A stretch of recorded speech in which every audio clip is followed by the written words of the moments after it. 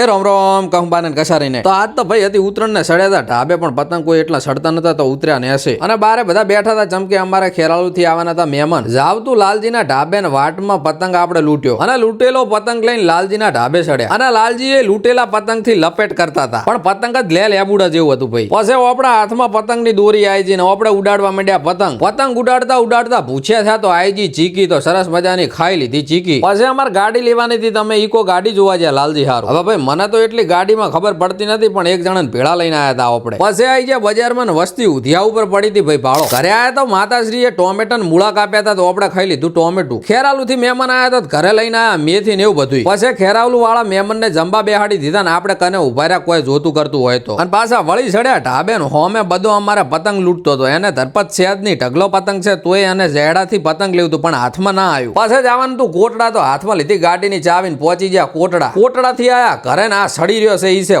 કોનાનું ઈ નક્કી નથી થતું કે પેન્ટ સડાવ કે સહમાં સડાવ પણ એને તો નેવા ઉપર જ ચડવું હતું ભાઈ પછી કીધું બજાર હોમે ઓટો મારન હમણાં આભાબાએ લૂંટ્યો તો પતંગ હવે આભાબા જાતા હતા છોકરાને ગોતવા કે પતંગ આલજો છોકરા તો ઉત્તરાયણ તો પતી જશે પણ તમારી આજુબાજુ જો દોયડી પડી હોય ને તો હગે વગે કરી નાખજો અને વિડીયોને લાઈક કરીને જાજો જય માતાજી।